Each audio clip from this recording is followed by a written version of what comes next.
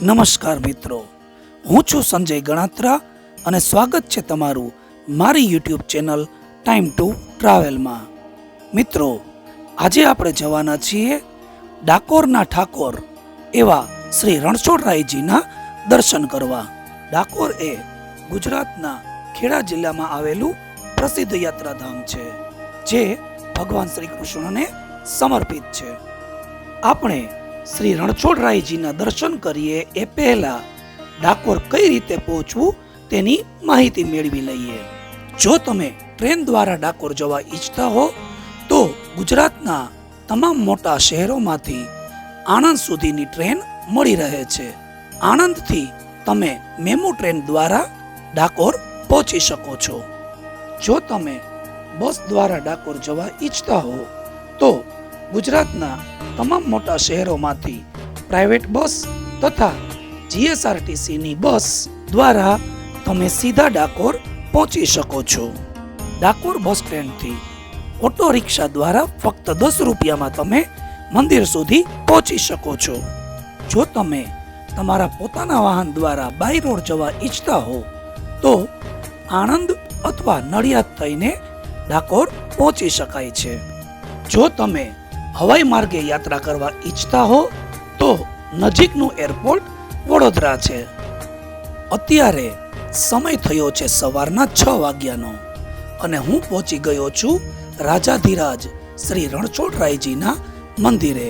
દર્શન ખોલવાને હજુ વાર છે, આથી મંદિરના દ્વાર હજુ બંધ છે। શ્રી રણછોડરાયની મંગળા આરતીના દર્શન માટે આવેલા ભક્તોની ભીડ તમે જોઈ શકો છો। હોટેલમાં ચેક ઇન કર્યા બાદ સ્નાન અને ચા નાસ્તો કરીને હું પહોંચી ગયો શ્રી રણછોડરાયજીના દર્શન કરવા માટે। મંદિરની આજુબાજુમાં પ્રસાદી અને અન્ય ચીજ વસ્તુનું વેચાણ કરતી દુકાનો તમે જોઈ શકો છો। હાલમાં ચોમાસાની ઋતુ ચાલી રહી છે। વહેલી સવારે થોડો વરસાદ પડેલો, આથી રસ્તાઓ ભીના છે। આ છે મંદિરમાં જવાનો મુખ્ય પ્રવેશ માર્ગ, જ્યાંથી તમે થોડું ચાલીને મંદિરમાં પ્રવેશી શકો છો।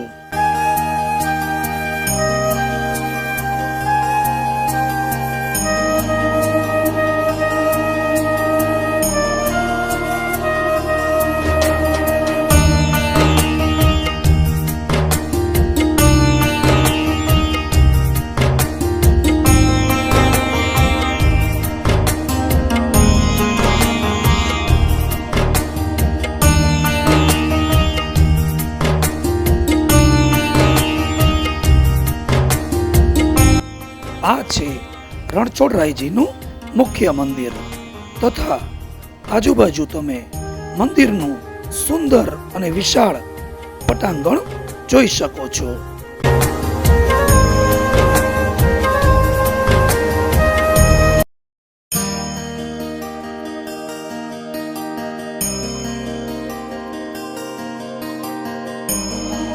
ડાકોરના ઠાકોર તારા બંધ દરવાજા ખોલ। હાલમાં મંદિરના દ્વાર બંધ છે। ટૂંક સમયમાં જ આપણને શ્રી રણછોડરાયજીના દર્શન થશે। આ છે એકદમ સુંદર અને કલાત્મક દિવાલો તથા ઘુમ્મટ ધરાવતો મંદિરનો અંદરનો ભાગ। મિત્રો, હવે દર્શન ખુલી ગયા છે અને આ છે ડાકોરના ઠાકોર શ્રી રણછોડરાયજીના સુંદર મુખારવિંદના અદ્ભુત દર્શન। મિત્રો, હવે આપણે રણછોડરાયજીની આ મૂર્તિ વિશે જે કથા પ્રચલિત છે તેના વિશે જાણીએ। પ્રચલિત લોકકથા અનુસાર આ મૂર્તિ મૂળ સ્વરૂપે દ્વારકાના મંદિરમાં આવેલી દ્વારકાધીશની મૂર્તિ હતી। મિત્રો, સદીઓ પહેલાની વાત છે। તે સમયે ડાકોરમાં બોડાણા નામના ભગવાન શ્રી કૃષ્ણના પરમ ભક્ત રહેતા હતા। આ ભક્ત બોડાણા હાથમાં તુલસી રોપેલું કુંડું લઈને વર્ષમાં 2 વખત ચાલીને દ્વારકાધીશના દર્શને જતા। ભક્ત બોડાણા 72 વર્ષના થયા ત્યાં સુધી તેમને આ ક્રમ જાળવ્યો, પરંતુ હવે તેમને દ્વારકા ચાલીને જવામાં તકલીફ પડતી હતી. ભગવાન શ્રી કૃષ્ણથી પોતાના ભક્ત બોડાણાની આ તકલીફ ન જોવાણી. આથી તેમને રાત્રે સ્વપ્નમાં આવીને બોડાણાને કહ્યું કે તું ગાડું લઈને દ્વારકા આવજે, હું તારી સાથે દ્વારિકાથી ડાકોર આવીશ. આથી ભક્ત બોડાણા ગાડું લઈને ડાકોરથી દ્વારકા પહોંચ્યા. ભગવાન શ્રી કૃષ્ણ દ્વારકાથી ભક્ત બોડાણા સાથે ડાકોર જવા નીકળી પડ્યા અને રસ્તામાં ભક્ત બોડાણાને આરામ કરવાનું કહી સ્વયં દ્વારકાધીશ ભગવાને ભક્ત બોડાણાનું ગાડું ચલાવ્યું. વિક્રમ સંવંત 1212 કારતક માસની પૂનમના દિવસે એટલે કે દેવ દિવાળીએ ભગવાન શ્રી દ્વારકાધીશ રણછોડરાય સ્વરૂપે ડાકોરમાં પધાર્યા. હાલમાં આપણે ડાકોરનું જે મંદિર જોઈએ છીએ તે ઈસવીસન 1772 જગન્નાથ તાંબવેકર નામના એક મરાઠી ભક્ત દ્વારા રૂપિયા 1 લાખના ખર્ચે બાંધવામાં આવ્યું હતું. મિત્રો, ભગવાન રણછોડરાયના મંદિરની બાજુમાં જ તમને આ સુવર્ણ તુલાસ્તંભ જોવા મળે છે.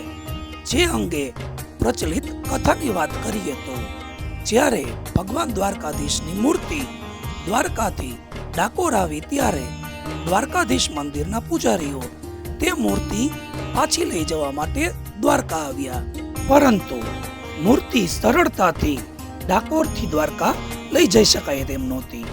આથી તેઓએ યુક્તિ કરી કે જો ભક્ત બોડાણાના પત્ની તેમને મૂર્તિની ભારોભાર સોનું આપે તો તે દ્વારકાધીશની મૂર્તિને ડાકોરમાં રાખવા રાજી છે.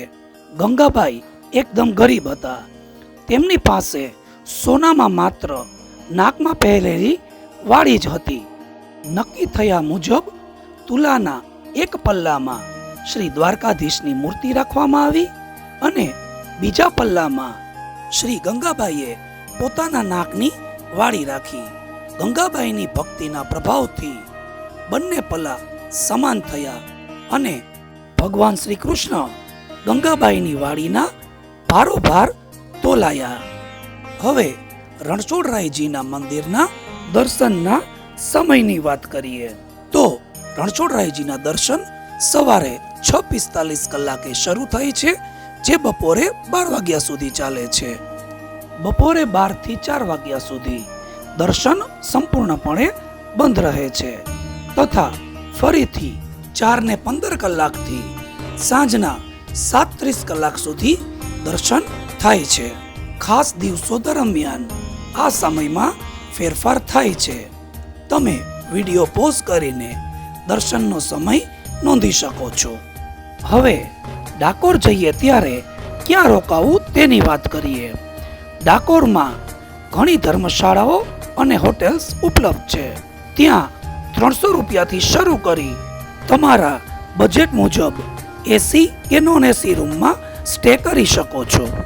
હવે ડાકોરમાં ખાવા પીવાની શું વ્યવસ્થા થઈ શકે છે તેના વિશે જાણીએ. ડાકોર જનાર દરેક ભક્ત ડાકોરના પ્રખ્યાત ગોટાનો સ્વાદ જરૂર માણે છે.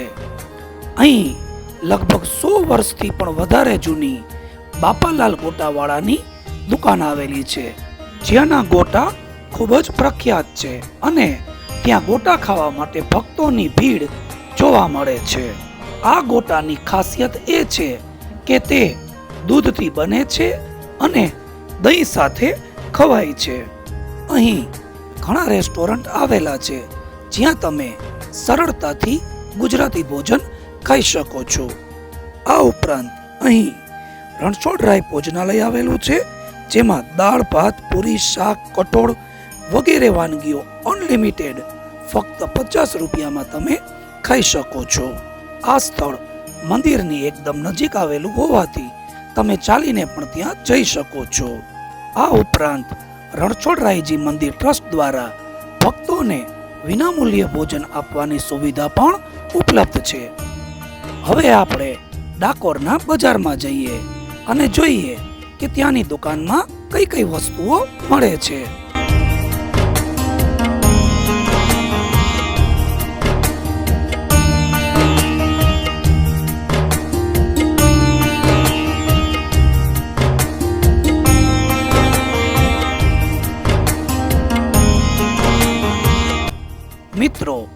આ વિડીયોમાં આપણે ડાકોરના ઠાકોર શ્રી રણછોડરાયજીના દર્શન કર્યા. ડાકોરના બીજા મંદિર અને અન્ય સ્થળોની મુલાકાત આપણે ભાગ 2માં એટલે કે હવે પછીના વિડીયોમાં લઈશું. જો તમને આ વિડીયો ગમ્યો હોય તો કોમેન્ટમાં જય રણછોડ લખજો તથા વિડીયોને લાઈક કરજો અને શેર કરજો. ફરીથી મળીશું નવા વિડીયો સાથે. ત્યાં સુધી જય રણછોડ.